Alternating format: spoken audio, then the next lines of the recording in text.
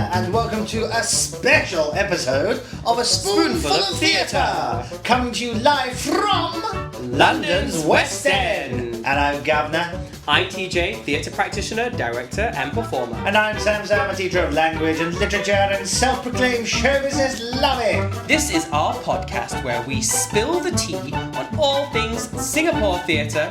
It's tea time! And today's episode is titled Because He Can. Because we are interviewing Singapore's very own Kevin Tristan, who is currently slaying London's West End in the hit musical Moulin Rogue. Absolutely, so get comfy as we spill the tea on Kevin's journey from the little red dot to the halogen lights of London's West End.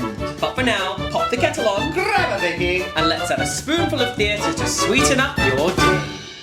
Sam, we are back. It's a new year. Oh yes, Happy New Year, darling, and Happy New Year to our dear listeners. How are you, love? I am very, very good. I know that it's been a bit of a while since we've done an episode. Yes. And I'm sure our listeners have missed us dearly. Oh, they have. And we've missed you too. And thank you to all of you that are tuning in. We now know it's definitely not just our mothers. And it's so lovely to see this little podcast idea of ours grow. So thank you to each and every one of you. Yes, because this is going to be something very special to open up the year, isn't it? It is. Because during Christmas, after we had Christmas with our families, TJ and we went up London, didn't we? We did. Well, I went down London. Sorry. There we go. We Geography. got the north-south divide there, ladies and gentlemen.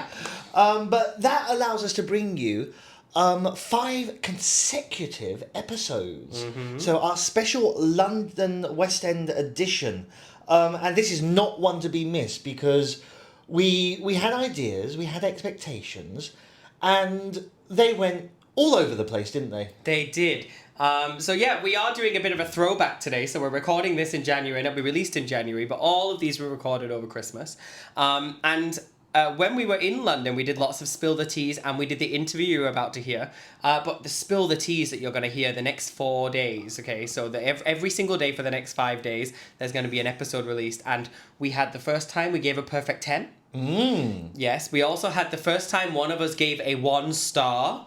So yes, Can you guess who it was, listeners? Can you guess who it was? Oh yes. So first time we got a 1 star. The first time I gave more stars than you. Yes, that's true. And we also had one where we both gave the exact same as well. Yes. So there's lots of good Spill the Teas coming your way, but today's episode is also truly very special.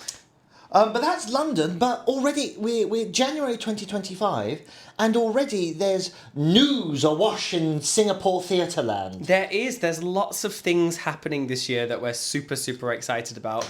Wild Rice, of course, have announced their anniversary season. We're very excited for that. Yes. Pandemonium also already announced their season before. SRT are coming up very quickly with their musical, Last 5 Years. That's coming up in the next few weeks, so do check that out. We'll talk about that a bit more later as well. And one that I think will be a little bit controversial, especially for the literature fans out there. Lord of the Rings is coming to Singapore. The musical. Yay, I'm so excited. I don't know what to expect with that one, but we'll see. But I'm really looking forward to the last 5 years because that is a standard at our open mic nights. That one always comes up. So I'm really looking forward to that one. But yes, plenty of Singapore theatre coming our way in 2025, and that's just a sip. But do you know what I'm really looking forward to? Getting to know our listeners even more this year and growing our platform because I think this is really the amount of people that come up to me and say, oh, I listened to the episodes and I really enjoyed the podcast and things. So if you are one of those people, I'm sure you've already followed us on Instagram at A Spoonful of Theatre. If you haven't, please to go and do that now. But what will really, really help us is whatever platform you're listening to this on, whether it's Spotify, Apple Music, YouTube, Samsung Podcasts. We're on so many different podcast streaming platforms.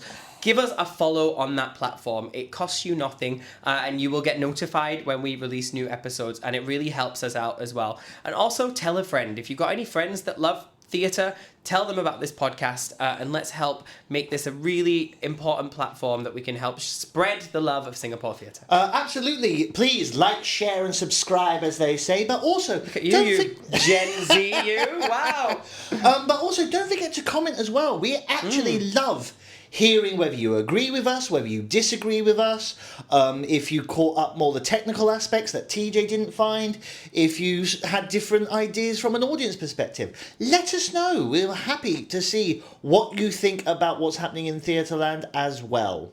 Absolutely. Now, without further ado, we are going to have a little throwback to, can you remember this? This was our first night in London, Sam. It was. And we were looking, so we had to meet Kevin, and Kevin was in between, you'll find out in a minute, he's in between two shows. He's doing a two-doche, which Sam had no idea what it was, but every day is a school day. So it was in the middle of a two-show day, and bless him, he gave us an hour of his time in between two shows.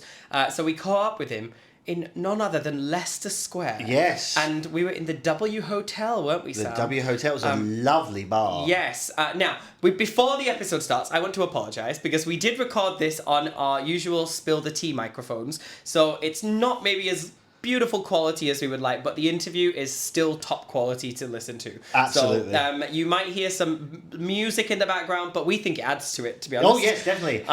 With Kevin's energy, definitely. Yeah, so without further ado, ladies and gentlemen, Kevin Tristan, who is one of Singapore's very own, who's moved to the London and is now doing so well on the West End, and we're very proud of him, and we're excited to tell you all about his journey, what he's been getting up to, and how to make it in London. So let's enjoy. find out, love. Here we go. Sam, we are here in the W Hotel. Oh, it's a lovely venue. The Perception Bar in the heart of Leicester Square. Yes, and we have the fabulous Kevin Tristan with us. Hi, Kevin. Hello, dear. How Coming are you guys to us doing? in the middle of a two-show day, a two-doche. Little Christmas special. Oh, fabulous. Is it a lot of shows on now? So we have 9 shows this coming week instead of an 8-show week, which everyone is dreading. But hey, we live, we learn. Did you have Christmas Day off or yesterday off? We had Christmas Eve and Christmas Day off, but we came back. We had to be back for Boxing Day shows. Oh, right. Yeah. And that was what did you call it? Two-doche. Two-doche. No. They were sweet enough to warm us up. Warm us up with one show. What are you doing for New Year's? I think New Year's Eve I'm going to be out with my friends, Fabulous. which will be cute. Get drunk, get crunk. And then New Year's probably just recovering. Yep.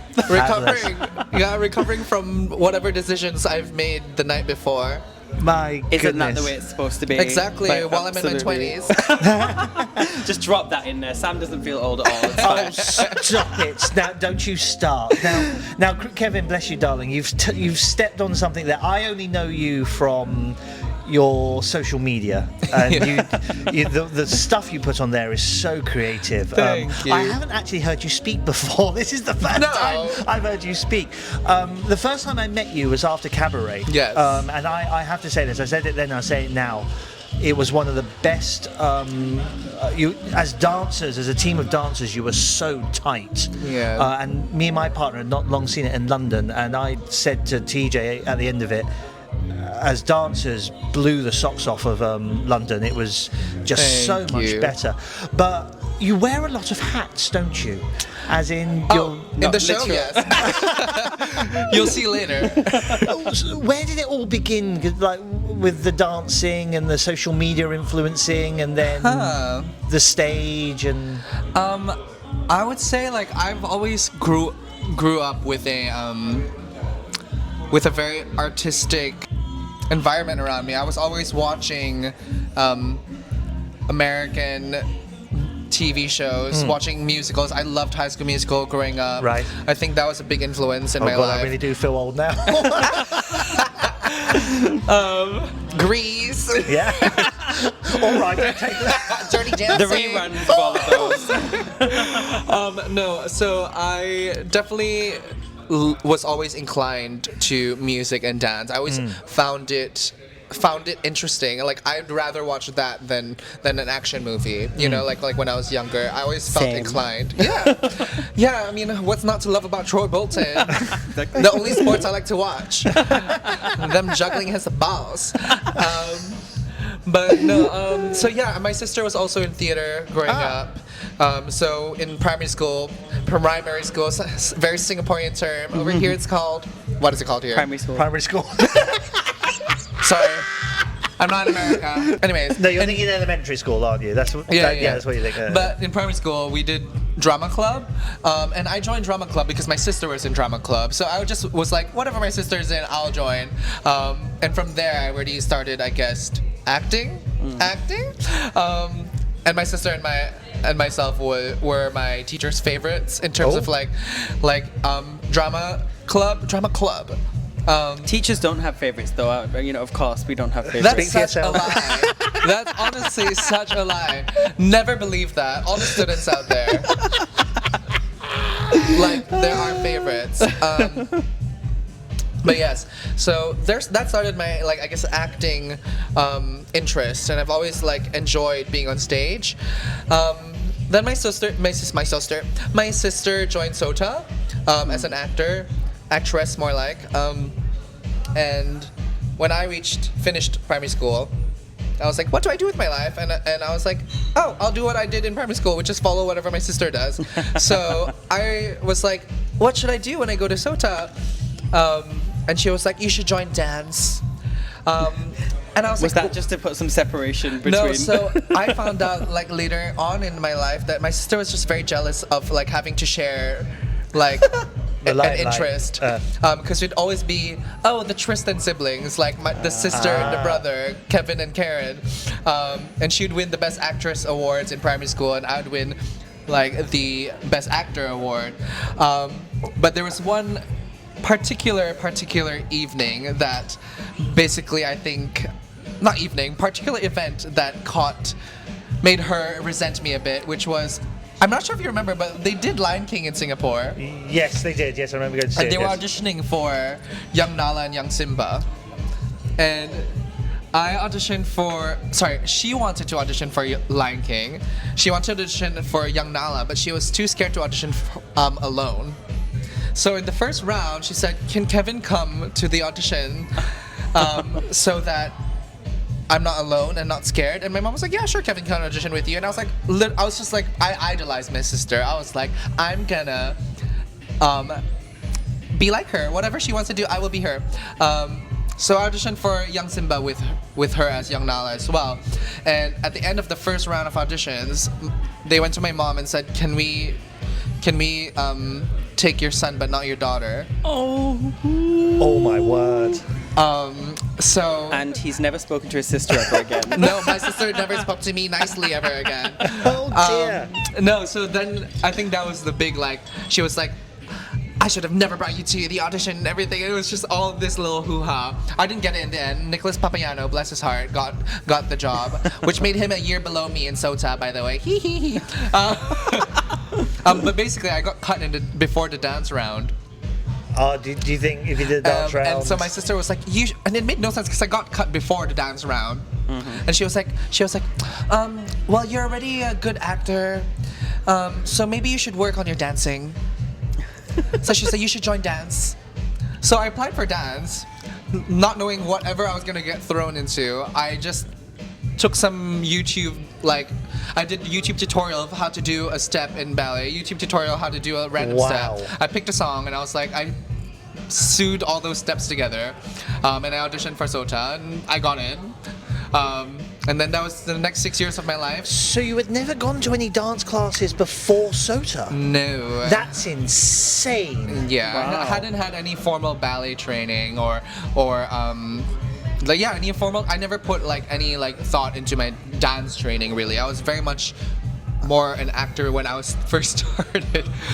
Now, see, that was my journey as well. And my first dance class at uni, in my ballet class, I went, what on earth is this? But your journey to dance and mine is very different. You can actually dance. I still can't dance, but there we go. No, yeah, so in a way, my sister was like my, I guess, guardian angel into putting myself into the world of dance because I fell in love. I really just fell in love with it. The discipline, the perfection, like the striving for perfection more so. I enjoyed like the meticulousness of trying to get dance, you know. So that was very interesting for me. So what was your first show then? My first show? Semi-professional or professional? Semi-professional or professional? Oh, that takes me back. Oh, probably joining MDC. I joined MDC while I was in the army. So that was my first, I guess, full-time contract. That was before, funny enough, I was in the army for... I was in the army because I had to do the army. Then I joined MDC. So I was in MDC as a soldier, I guess, minus whatever that means. As an NSF, yes. NSF. So you went to MDC with Andy... Chai. Oh, yeah. Fabulous. Yeah, so he wasn't the artistic manager when I first joined. When I was in the army, it was Ma'am Hayam.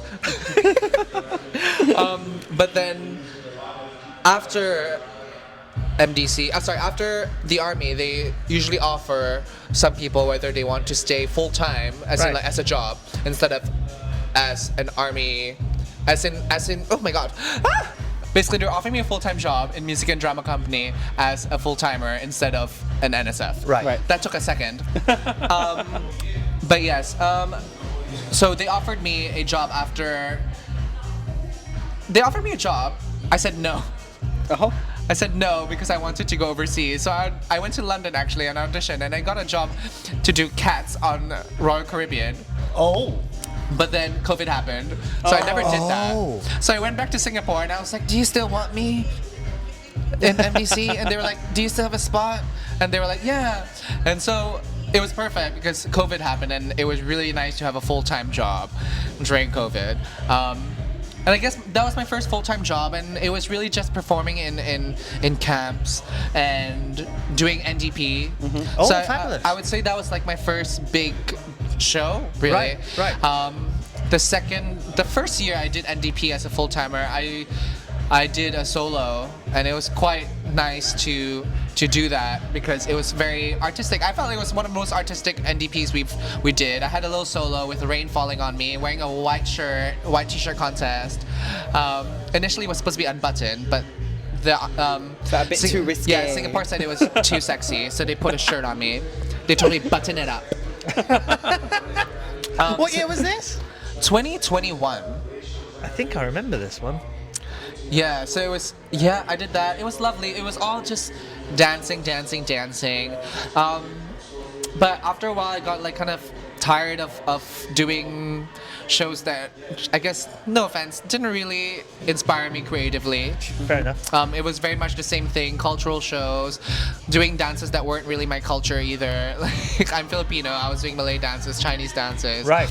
And everything. And I loved the culture, loved that, but I felt like I had a lot more to do with my life and a lot more. I guess I trained in ballet and contemporary, and I felt like I wasn't using the skills that I had. Right. I guess worked so hard for. Yes. And I think that's a really great place to pause because we're going to let Kevin eat his food and then we're going to come back and find out what happens next. So stay tuned. Deal.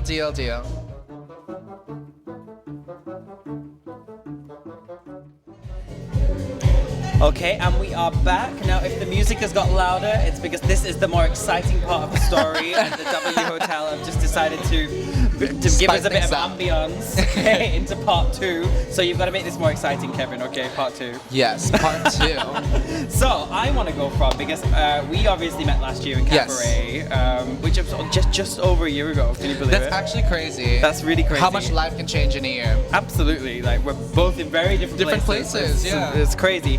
So obviously, I think, was Cabaret your first full musical? Am I right in saying that? Cabaret was my first full musical. You are right in saying that.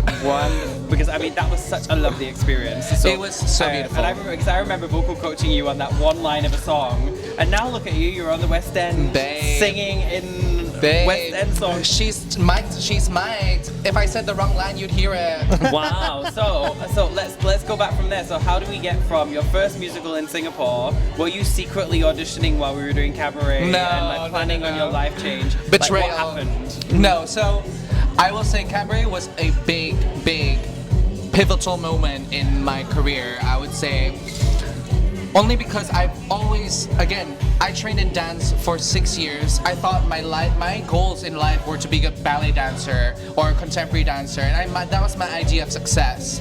And then when I auditioned for Cats in London, I was like, wait, whatever I have gained, I could do something else. And then I was so excited to do Cats, but that never happened. Mm-hmm. So when I got cabaret, I was like, I finally get to try out this thing that I've been so curious about my whole life. And like it was always at the grasp like of my life, like Lion King. I didn't get that either, you know. So like I always did acting, and then I did dancing, and then there's musical theater that I was always so curious about. But I was like, I don't know how to enter that world because I didn't train in singing. I never trained in acting like my sister did. So I thought my route was dancing, but cabaret was looking for dancers who could sing. Mm-hmm. And apparently my singing wasn't horrible. So, it absolutely was not. So I got really lucky, and I think cabaret made me realize how excited I was to come to work and come into the rehearsal space. That really ignited a new passion for me too. And it made me realize my skill set sorry fries. My skill set was, I guess, not just applicable to one thing, which was dance. There was such a wide range of things I could try out in the world, and cabaret was a lovely space that you guys created for me to even just nurture that and to think like maybe this could be something. Okay, so we go from there, and then as every single Singaporean performer I know go, how do I get to the West End? So like that is always, and I always go, honestly, I don't quite know the answer, and you've done it, so what is your answer? Okay. Do you mind if I quickly add on to that? Because something you mentioned earlier, you had the intention originally to go overseas. Yes. So it was always in the plan. That was always in the plan. I've always desired to. I always wanted to hop out of my fishbowl and enter a lake or a pond or the sea. Right. You know, I just felt like there was so much more that I wanted to explore. I knew I was good in Singapore. I wanted to be shit. I wanted to step in the room and feel horrible by myself. Like I grew a confidence in Singapore that has brought over to London, which has made me, I guess, stand strong in a room. But being out here has made me realize that I'm still not at a level that I want to be at. And I have so much room to grow. I've had that feeling this year And it was as well. so exciting. Yes. It was so exciting to go in a room and go, wow, I'm not the best person here. I'm not saying that I was the best person in Singapore, but I was one of the best. I knew I was one of the best. I knew I was at the top tiers of talent in Singapore, at least in terms of dancing, you know. And I have to admit that to myself, because I'm not here because I wasn't talented. I know I am. But over here, the level has just inspired me so much. You know, and I'm improving every day. Next year, I've made it a resolution of mine to like work on my singing a lot more. Yeah. Anyways, the secret to getting into the West End. So, I made a lot of mistakes in my past in terms of auditioning. In the past, I didn't know any better. I went online, I saw every audition possible, and I applied for it. And then, if I had enough, I would fly over and try out for all the auditions. Big mistake is a lot of those auditions are open auditions. Right. A lot of the time, they're just churning through people and people and people, just hoping to see some talented people. And that's how I got Cats, which is, I was lucky. But I did a show in Barcelona with Lisa earlier this year. Lisa, sorry? Lisa Keegan. Lisa She's Keegan. a choreographer. of cabaret. All right, thank you. Yes. We love Lisa. We love Hi, Lisa. Lisa, we love you. Hi, Lisa, we love you. So she brought me over to Barcelona to do a dance job. and I met a lot of people in the industry in London. Ooh, sorry, fries again. I met a lot of people in the industry in London, and I asked, how is life in London? What do you do? What do you gain from it? Because all this knowledge you don't gain until someone tells you, or you have a better understanding of it. And they said the first thing you need to do is get an agent. So when I came back to Singapore, immediately the first thing I did was set up my show reel, my dance reel, whatever videos you have of yourself and showcasing yourself, find it, compile it, and send it to every agency that you are interested in. And I was just like, I need to have someone represent me before I come over. So I was lucky enough to get represented. I had an option of three agencies. I will not name them because I've left them. Were you focusing just on the UK, or were you sending America, Australia? I had made a choice to go to London. Right. Because again, in Barcelona, I spoke to a lot of the people who were working here, and I clicked with them very much. And I have gone to America before, and America kind of scares me now, to be honest. Really? So I think meeting the people when I did the job in Barcelona gave me a sense of comfort, because they said, you're gonna kill it in London. They said, we're looking for people like you right now. They love diversity. Right now, the Asian community is powering through in London. They're not sleeping on us anymore, which is nice. So it almost called to me. I said, let's drop America for now. Let's take a stepping stone. Let's not throw the pebble so far.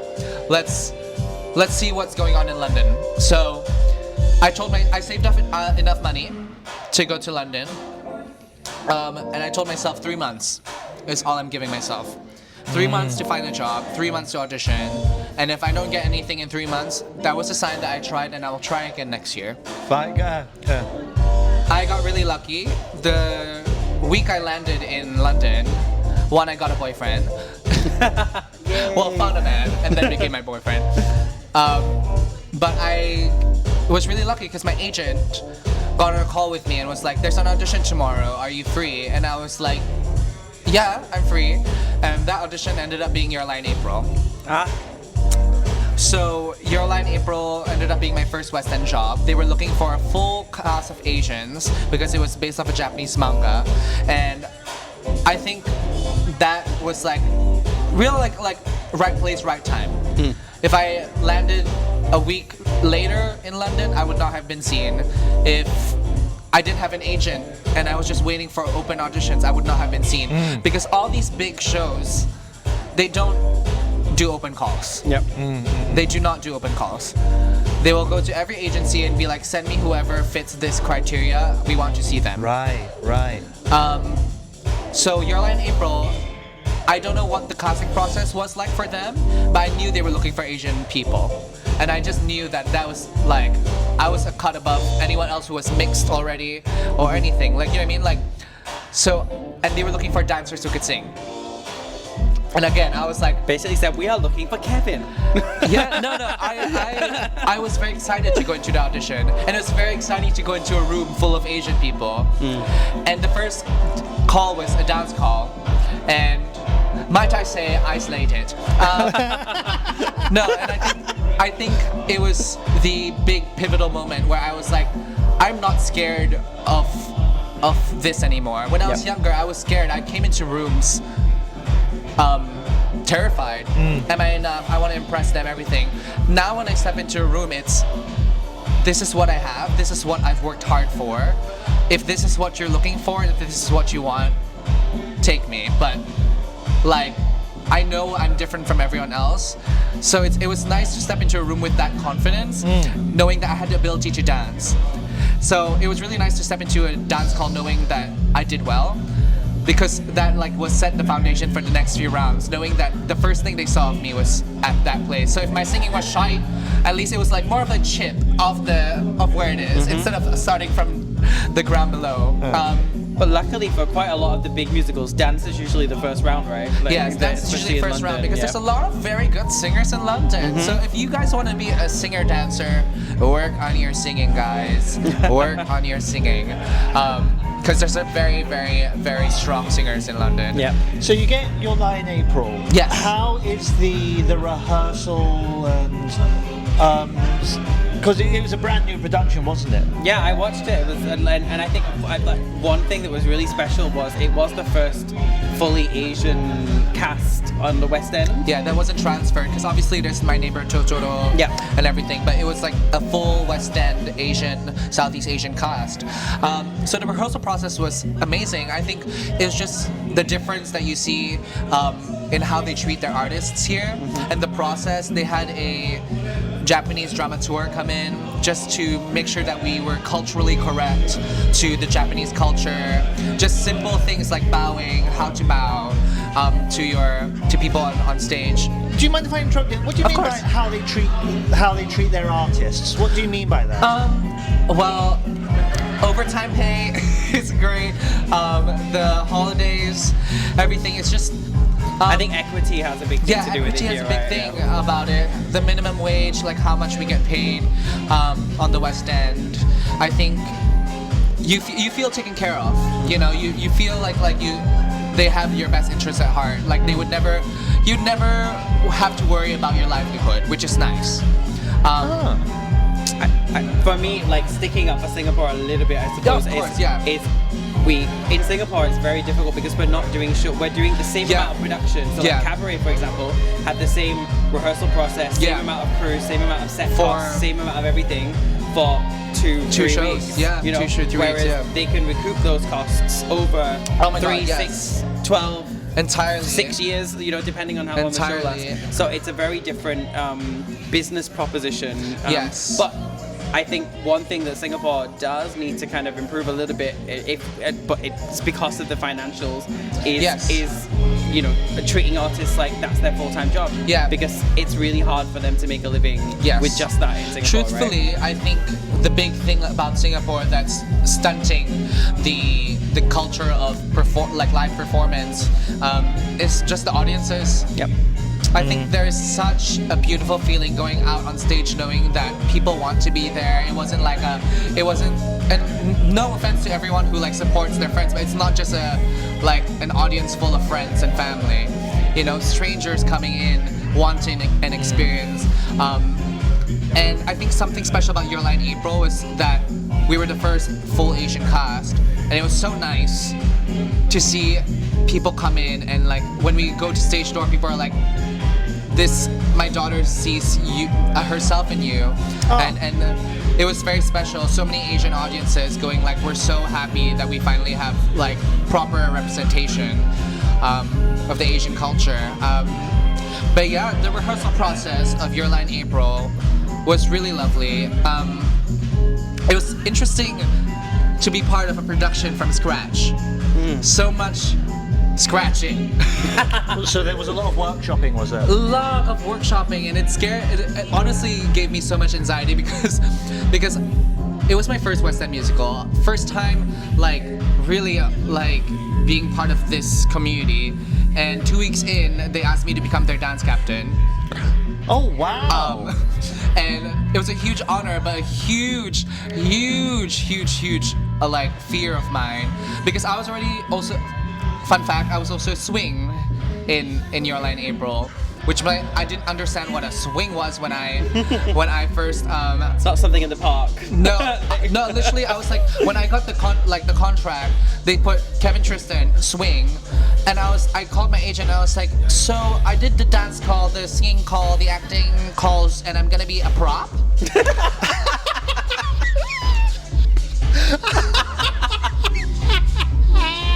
I was like, am I still gonna sing at least, like, or dance? And then she was like, no, you're learning all of the male ensemble tracks, Kevin, and you're also gonna be cover Takeshi. Is your agent was this agent British? Yes. I can imagine the eye rolling. And, no, dear. That's why I can hear so bad of me. Honestly, I should have done more research. Oh, bless you. But yeah, so that was a big pressure.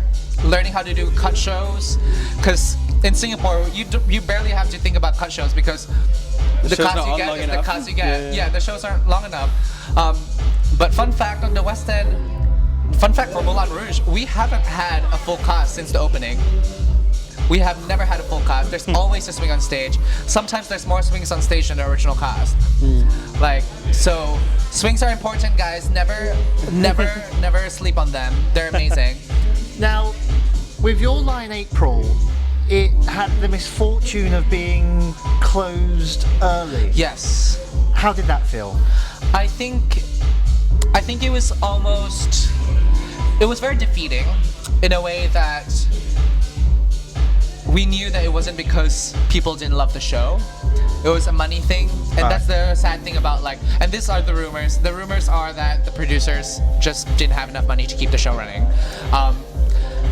So it was really sad because the audiences came, the reviews were great, and we know we touched a lot of people. I think it was just, disheartening knowing that something so special and so special for the audiences. We had a huge fan base that was growing, and for it to be cut short early, it was a bit disheartening because there was so much work and so much love and heart put into it. And this cast, we love each other so much. We really, really did. It's gonna be forever. I would never have wanted any other way to start my career in London than Your Line April, honestly. And so great because there were so many Singaporeans in there as well, right? Yes, so I've met the other Singaporeans in London. I met Nathania, Rachel, because they obviously know each other because the small world of Singapore and London. So yeah, it was disheartening, I would say. Mostly, in fact, honestly, just leaving my friends, knowing that I don't get to spend any more time than what we were supposed to. But that's the thing with all shows, though, right? It's that's why we love live theatre in some ways, because it's that moment in time. Yeah. Because back in the pandemic, everyone was saying, "Oh, it's going to be recorded theatre and everything." Yeah. No, there's nothing like live theatre because that one show every night is never going to be the same again. Every show is so different. That one group of people is never going to be the same again. Exactly. So it's something, it's sad, but it's also like you look back on that fondly. Yeah, it's very special knowing something is going to end. Yeah. I think we knew that show was supposed to be 3 months. It ended up being 1.5. Really? Right. 1.5 or 2. But I was also very excited because I had found out that I was going to get into Moulin Rouge already. So it all lined up. I had a week off and then I joined Moulin Rouge. Okay, we're going to go straight into that because you are about to go on stage soon. So we're going to jump right into Moulin Rouge. Tell us, speed us through Moulin Rouge and this fabulous can life that you're in now. Well, first off, it's absolutely mad. The talent is insane. You guys will see it. I think it's just been so lovely being part of a cast that at first intimidated you like crazy. There are people here who are in the ensemble at the same level as me. We are equals in the job who has been in the industry for years, like Hamilton, and Juliet, Wicked. All these people have had lives before Moulin Rouge and they've been wanting to join Moulin Rouge. So it's it's very validating knowing that I've come all the way and in 6 months since being in London have found myself here. All the hard work and all the dreams that I was dreaming, I'm kind of living it, and it's actually crazy because so many people are like, what next after Moulin Rouge? I'm like, I'm still living my dream. I don't know what's next, but I'm gonna live in here for now because I'm having such a good time. Oh, good for you, love. Thank you. What's inspiring for me there is a lot of people say, over in Singapore you can't necessarily get the skills and the level, but you can. You've proved it because to get that foundation. You have built that foundation in Singapore because you've not done it in 6 months here. No. You've learned a lot in 6 months. Yes. But you've built that up in Singapore with the teachers and the skills and the things we have there. Correct. And you've been able to transfer it. But if you work hard, I think that's the thing. You've got to have that drive, and you definitely are driven and passionate about that training, right? You're right. You're so right. I think it's actually crazy because sometimes, in fact, the thing that inspires me a lot about London is the drive that everyone has. Everyone has drive. In class, everyone's working hard. Everyone is pushing. But I'm not gonna, in Singapore, the training standard is very high. The training, the discipline is higher than I would say in London. The teachers who are teaching in Singapore right now are so good.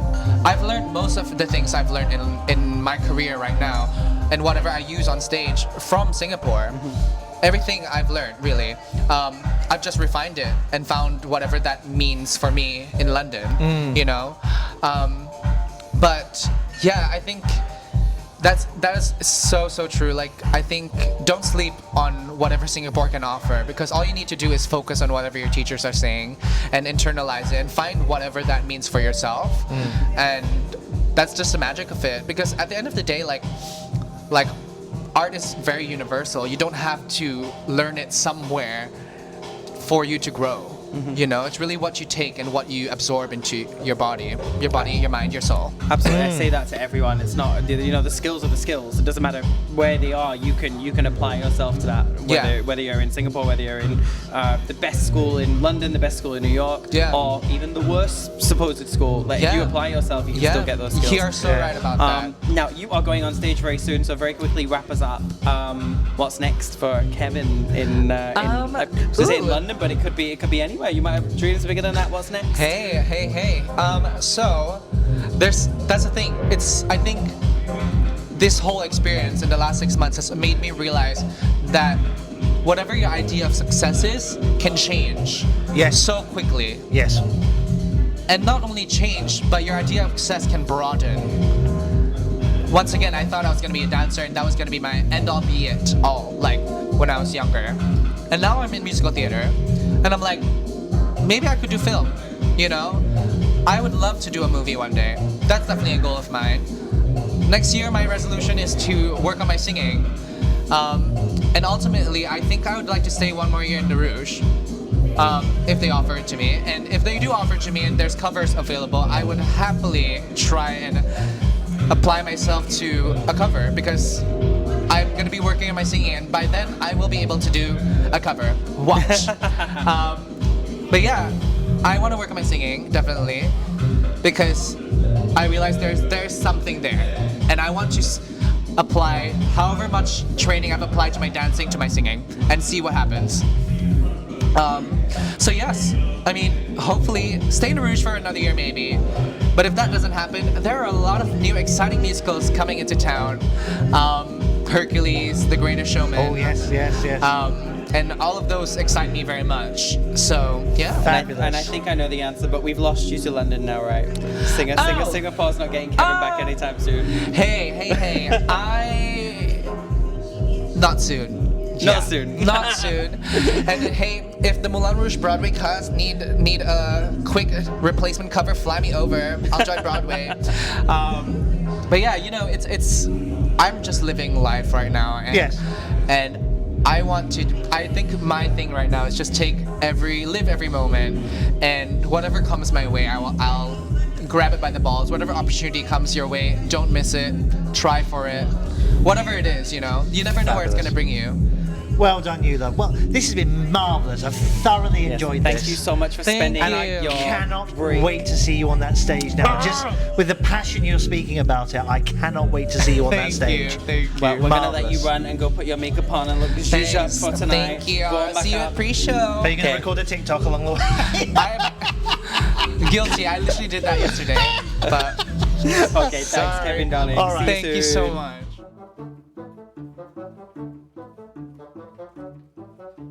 Oh my god, I forgot how much fun that was. Oh, we did, and you know, I'm not gonna lie. I may have had one mocktail or two during that interview. I don't know if it was obvious. Bless him, but his story is so interesting, isn't it? Absolutely. I mean, I obviously knew Kevin, as we said, from Cabaret before, and to see that journey, and I think what baffles me is how quickly it's happened. Yes, right, Like, yes. it's so quick because like back at Cabaret times there was no plans to move out here. You know, I think it was maybe in the back of a mind, but like how quickly your life can change if you've got that drive and that motivation and that ambition and yes. that you know, you just say, I'm gonna do this. I think it's so crazy how quickly that can change. I think what I love from the story, and this is coming from the perspective that the Singapore theatre community is small. It's you know, there's only so many productions a year. Yeah. they're short productions. They're not long stints. We've talked about this before, but Kevin's story, what I take from it is that there are avenues that you can go down if you're willing to take that risk. Absolutely, but I think I don't want to almost like put a thing that it says that performing is the only risk. Many careers have risks, yes. I think sometimes people think, it's very risky to be a performer and go down the avenue of being a performer. Every job has a risk. Yes, performing, there are a lot of risks, but if you commit yourself, and I think this is what Kevin was trying to get at in the interview, if you really commit yourself to passion and craft and training and dedicate yourself to developing your craft, you can get where you want to be. You really can, and Kevin has proved that there. And enjoy the ride. Oh my gosh, definitely enjoy the ride. I'm sure the listeners enjoyed that interview. It's such a fun ride. Enjoy the ride. I mean, I know we can all get stuck in our heads, or am I good enough, or am I qualified enough, or things like that. But actually, you know what? Go with the flow. You never know. Yeah. All that round. Yeah, well done. It's like you're an English teacher. All right. No, but I think the other thing as well, and maybe some of the viewers might have picked up on this, but Kevin's confidence is unmistakable. Oh yes. And I think some people might wrongly put that down to might even describe it as arrogance or something like that, but it's not, because actually in this industry, you have to have that confidence to get somewhere. Yes. You have to walk into that room and say, I am good enough to be on your stage. When I have sat on panels, whether I'm sat on a panel casting someone or I'm hiring someone for a job that's not performing, if someone walks in that room and they come in and they say, I can do this, I probably want you. Yes, yeah. So, I think sometimes we all do need a bit of confidence and that kind of outward confidence, and we need to stop kind of worrying about whether that comes across as arrogant, cocky, or over showy. Sometimes when you're competing against hundreds of thousands of performers, you have to come in and go, I've got what you want. Yeah. And I think we do sometimes lose that a little bit in Singapore.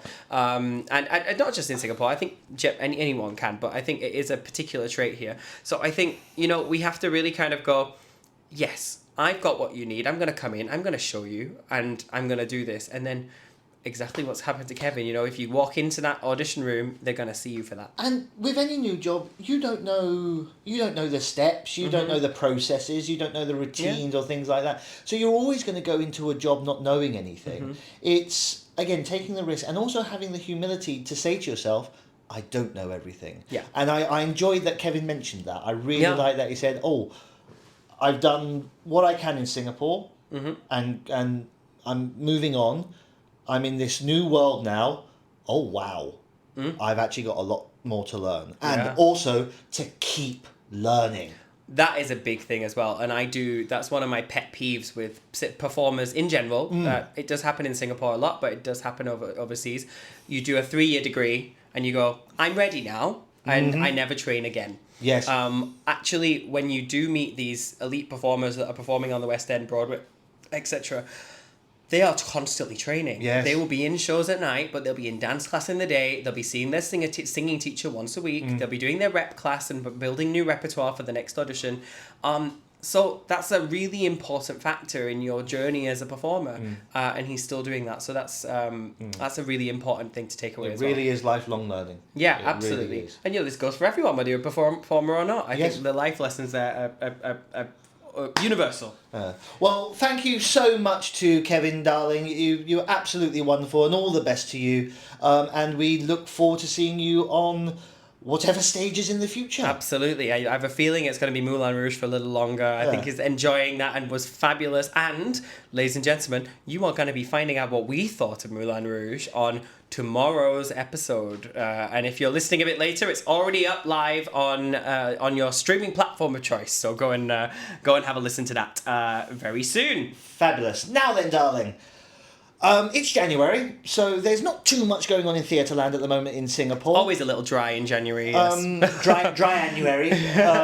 But there is a lot coming in 2025. So shall we talk about our hot sips for 2025? Yes, so this is where we reveal our hot sips for the entire year of 2025 for what companies have already announced. So, First up. Yes, Hubble Bubble, Toil and Trouble. SRT is bringing back Shakespeare in the Park with my all-time favourite Shakespeare play, Macbeth, the Scottish play. Oh, you shouldn't say that, but we're not in the theatre, so it's fine.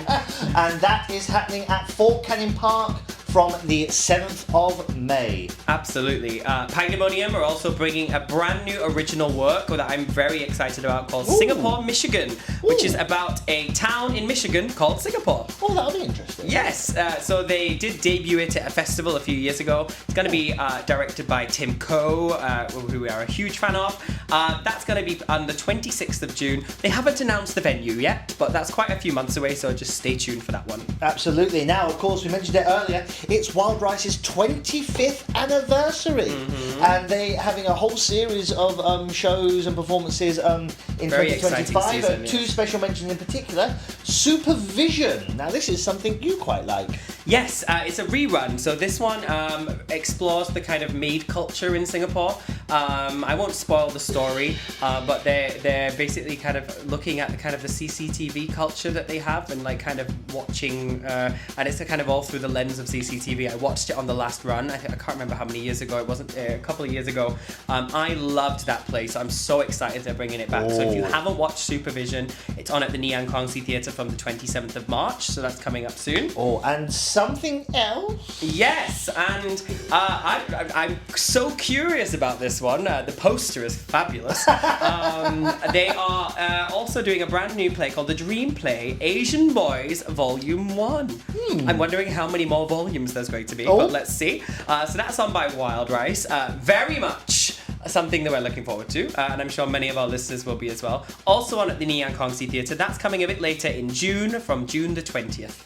And SRT, with its musical production this year, is doing The Last 5 Years. I am so happy that I'm going to get the chance to watch this musical, starring Inch Chua and Nathan Hartono, and it's at the KC Arts Centre. Tickets available from the 12th of February. Absolutely, and those are our hot sips 2025. And of course, we will keep you updated throughout the months of any theatre news, any new productions coming into Singapore. You can find it all on this podcast. Absolutely. So, Sam, that's our first episode of the year wrapped up and finished. It is. Yes. This one's taken some time because we going to London and I know we've had a bit home. of fun, but I'm sure our viewers will give us some slack. Yes. Yes. And I hope you've enjoyed this wonderful episode, mixing London and Singapore together.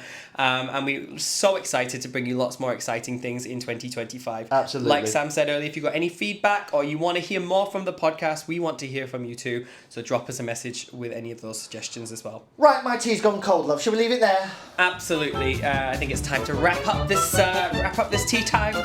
So it's cheerio from us. We'll be back soon. And a ta-ra from me. And to anyone working in Singapore theatre for the next month, Break a leg.